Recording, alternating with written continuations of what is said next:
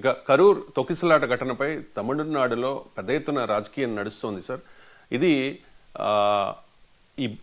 ఈ ఘటనకు టీవీకే అధినేత విజయ్ బాధ్యత వహించాలి అని చెప్పి ప్రభుత్వం చెప్తుంటే, డిఎంకే నేతలు వాదిస్తూ ఉంటే, బీజేపీ మాత్రం చెప్తోంది సార్ దీనిలో విజయ్ తప్పేమీ లేదు, ప్రభుత్వానిదే తప్పు, అధికారుల నిర్లక్ష్యం వల్ల, బాధ్యతారాహిత్యం వల్ల మాత్రమే ఇది జరిగింది అని చెప్పేసి. దీనికి సంబంధించి బీజేపీ నేత అన్నామలై కూడా మాట్లాడారు సార్ విజయ్కి సపోర్ట్గా. ఒకసారి అన్నామలై బయట.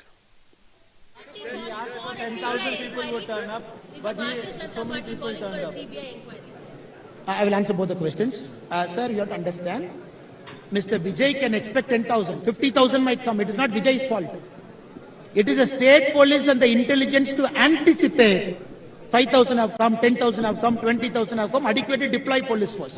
Since Vijay, nobody can predict crowd, sir. I can give a letter for 10,000.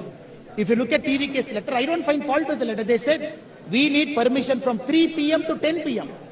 So there is no meaning. Mr. Vijay can come at 3 p.m. Vijay can come at 10 p.m. That is how the permission letter was given. Why did the police give permission for 7 hours? Give it for 2 hours. When it is a road show, only Mr. Vijay speaks for 20 minutes. How much more does Vijay need? 2 hours is more than enough. You give 2 hours so that people come. Why did you give permission for 7 hours as per the permission letter requested from 3 p.m. to 10 p.m.? We find fault. 10,000, 30,000 people coming. It is not Vijay's fault. Vijay has got every right to go meet people. It is the state government which has to play a honest broker role. They did not play that role to the satisfaction of everybody. So Tamil Nadu BJP, we are demanding CBI inquiry. The reason is simple. The Chief Minister of a state, he wants a one-man former judge inquiry commission.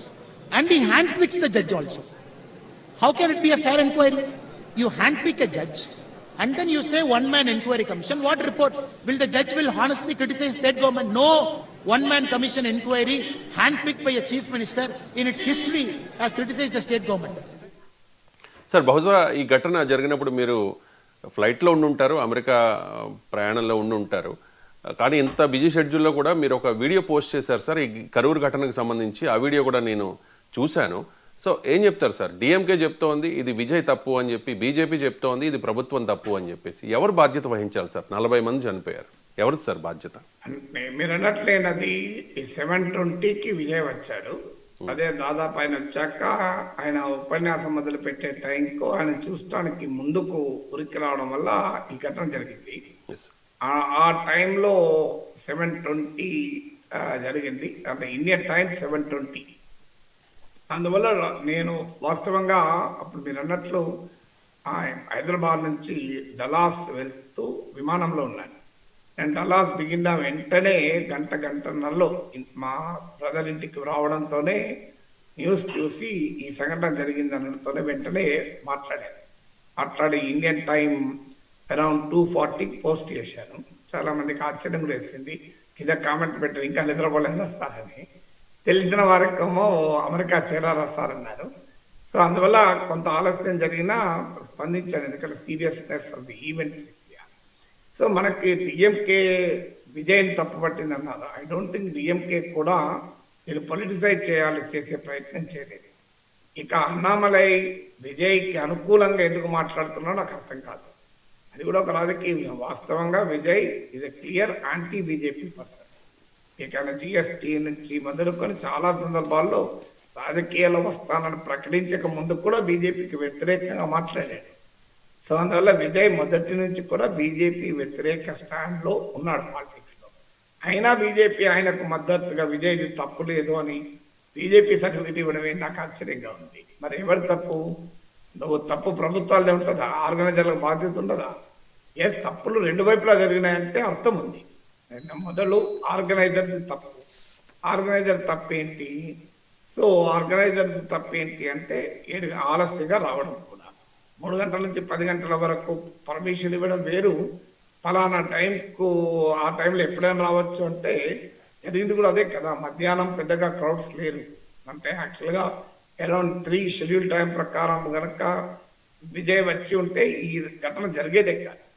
Evening వచ్చే వరకు ఇంకా late కావడం వల్ల ఆ ఉద్యోగాలు చేసుకునే వాళ్ళు, office నుంచి వచ్చే వాళ్ళందరూ కూడా వచ్చారు. చెట్లు పైకెక్కి చూశారు, మా కరెంటు స్తంభాలెక్కి విజయ్ దర్శనం కొరకు తాతలాడారు, ట్రాన్స్ఫార్మర్లు ఎక్కి చూశారు, రూఫ్ టాప్ల మీద చూశారు. సో భారీగా ఉన్నారు. సో అందువల్ల విజయ్కి తెలియదు మరి తనకున్న ప్రజాబలం ఇలాంటిది అని. ఒక సినిమా యాక్టర్గా తనకున్న ప్రజాబలాన్ని రాజకీయంగా ఉపయోగించుకోవాలని భావించినప్పుడు, రాజకీయంగా కన్వర్ట్ చేయాలని భావించినప్పుడు ప్రజల పట్ల అకౌంటబిలిటీ కూడా ఉంటుంది. రోడ్ షోలు నిర్వహించేటప్పుడు సినిమా యాక్టర్లు, ఇప్పుడు మన అల్లు అర్జున్ రోడ్ షో అప్పుడు కూడా చూసాం. సో అవసరమైతే రోడ్ షోలు అవాయిడ్ చేసి ఒక బహిరంగ ప్రదేశంలో తన సభ జరుపుకోవచ్చు. అయితే బహిరంగ ప్రదేశానికి మరి ప్రభుత్వం అనుమతి ఇవ్వకపోతే అది తప్పవుతుంది ఖచ్చితంగా. కానీ నువ్వు ఒకసారి రోడ్ షోకు అనుమతి అడిగా, అనుమతి ఇవ్వకపోతే చూడండి రాజకీయంగా నన్ను దెబ్బతీయడానికే అనుమతి ఇవ్వట్లేదు. ఎందుకంటే విజయ్ తన లక్ష్యము డిఎంకే పైన గురిపెట్టాడు. ఎందుకంటే ఆయన డిఎంకే రాష్ట్రంలో అధికారంలో ఉంది కనుక ఆయన సహజంగానే డిఎంకే పై తన పోరాటం మొదలుపెట్టాడు. సో ఈ ర్యాలీకి ఆంక్షలు కూడా మొదట్లో ప్రభుత్వం పెడితే తను రాజకీయంగా అణచివేసేందుకే, తనను అభిమానులను కలవకుండా ఉండేందుకే కావాలని డిఎంకే భయపడి పనిచేస్తుందని విమర్శించాడు కూడా. సరిగ్గా ఇప్పుడు ఆయన చేసిన విమర్శలే అన్నమలై చెప్తున్నాడు. సో ఈ has every right to go to meet his supporters. నిజమే, but when you meet the supporters, you have an every responsibility to protect the lives of your own supporters కదా. నిజమే, తన మద్దతుదారులను కలుసుకునే హక్కు విజయ్కి ఖచ్చితంగా ఉంది. కానీ తన మద్దతుదారులు చావకుండా కాపాడాల్సిన బాధ్యత లేదా? అందువల్ల విజయ్కి తప్పే లేదు. మేము ఆ ఇష్టం వచ్చినట్టు జనం వస్తాం, మా ఇష్టం వచ్చినట్టు రోడ్ షోలు జరుపుతాం. పోలీసులు ఏం చేస్తున్న, పోలీసులు ఏం చేయగలుగుతారు? మీరు పర్మిషన్లు ఇవ్వకపోతే రాజకీయంగా అణచివేశారంటారు. ఏ పోలీస్ అయినా యాంటిసిపేట్ ఎలా చేస్తుందని మీరే అంటున్నారు, నమ్మలే అంటున్నాడు. ఎలా అంటే యాంటిసిపేట్ చేయనప్పుడు ఎలా ఏర్పాటు చేస్తున్నా చెప్పండి. యాంటిసిపేట్ చేస్తున్నాయి కదా, ఇంటెలిజెన్స్ ద్వారా సమాచారం సేకరించి ఎంతమందిని. అంటే విజయ్కి తెలియదు, ఇంటెలిజెన్స్ ద్వారా తెలిస్తే ఎంతమంది వస్తారని. ఇప్పుడు ఆర్గనైజ్ చేసే వాళ్ళకి తెలుస్తుంది కదా. ఇప్పుడు మీరు పెళ్లికి ఎవరో పిలుస్తారు, నువ్వు పెళ్లికి ఎవరెవరు పిలిచినావు, ఎంతమంది సెలబ్రిటీని పిలిచావు, ట్రాఫిక్ జామ్ అవుతుందా కాదా, ఇంటి దగ్గర స్పేస్ ఉంటుందా, పార్కింగ్ నీకు తెలుస్తుంది తప్ప ట్రాఫిక్ పడుదల తెలవదా అంటే ట్రాఫిక్ పడుదల ఏం చేస్తాడు. టీవీకే విజయ్ మొదలు తెలవాలి కదా. ఆయన 10,000 మంది వస్తారని ఆయన రాసిచ్చాడు. 27,000 మంది వచ్చారని ఇవాళ హిందూ సంపాదకీయంలో చదివాను. సో అందువల్ల 10,000 మంది వస్తారనుకుంటే 27,000 మంది వస్తే 3 times ఎక్కువ క్రౌడ్ వచ్చింది. అలాంటప్పుడు ఎస్టిమేషన్ విజయ్ 10,000 మందికి ఎందుకు అనుమతి తీసుకోవాలి? ఎక్కడికి ఎక్కువ మందికి అనుమతి తీసుకోండి.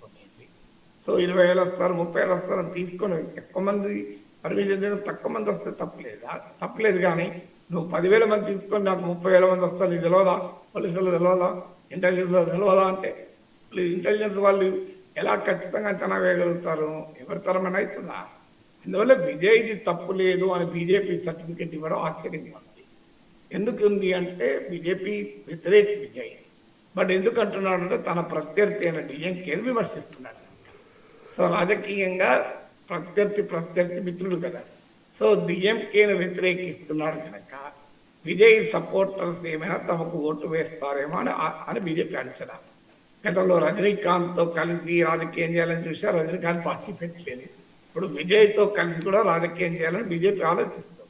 ఈవెన్ ఏడీఎంకే కూడా విజయ్తో పొత్తు పెట్టుకోవాలని చూసింది. కానీ విజయ్ ఎవరితోనూ పొత్తు పెట్టుకోవడం అన్నాక ఏడీఎంకే బీజేపీ కూడా కలిసింది. రేపు ఒకవేళ ఈ హంగ్ లాంటిది వస్తే, ఏ పార్టీకి మెజార్టీ రాకపోతే విజయ్ని కూడా కలుపుకొని ప్రభుత్వం ఏర్పాటు చేయాలని బీజేపీ వ్యూహం కావచ్చు. సో అందువల్ల ఈ రాజకీయ వ్యూహాలతో అంటున్న మాటలు. అందువల్ల విజయ్ది ఆర్గనైజర్గా ఆయనకు బాధ్యత ఉంది, ఖచ్చితంగా ప్రభుత్వానికి కూడా బాధ్యత ఉంది. ఎందుకంటే పోలీస్ యంత్రాంగం క్రౌడ్ మేనేజ్మెంట్లో ప్రొఫెషనల్లీ ట్రైన్డ్. మీకు విజయ్ ట్రైన్డ్ కాదు. సో ఆ రోడ్డుకు ఉన్న క్యారింగ్ కెపాసిటీ ఎంత, రోడ్ షోను అనుమతించాలా, డైరెక్ట్గా బహిరంగ సభ పెట్టుకోమని చెప్పాలా, బహిరంగ సభకు కూడా ఓపెన్ ప్రదేశంలో ఎందుకు పెట్టుకోకూడదు, క్రిక్కిరిసిన ప్రాంతంలో రోడ్ షోలు ఎందుకు పెట్టాలి, ఈ విషయంలో ప్రభుత్వాలు కూడా ఖచ్చితంగా తప్పుపట్టాల్సిందే. ఎందుకంటే కనీసం అక్కడ మెడికల్ అంబులెన్సెస్ లేవు, ఫస్ట్ ఎయిడ్ సదుపాయాలు లేవు, ఇవన్నీ కూడా మనం చూసిన ఈవెన్ వాటర్ ఫెసిలిటీ కూడా లేదు అని. సో మీకు అందువల్ల ఖచ్చితంగా విజయ్కి హక్కు ఉంది. ప్రజాస్వామ్యంలో తన అభిమానులను, తన మద్దతుదారులను కలవాలని ఒక రాజకీయ నాయకుడు ప్రయత్నం చేయడం నేరం కాదు. దానికి తగ్గట్టు ఏర్పాట్లు చేయాల్సిన బాధ్యత నిర్వాహకులపై ఉంటుంది.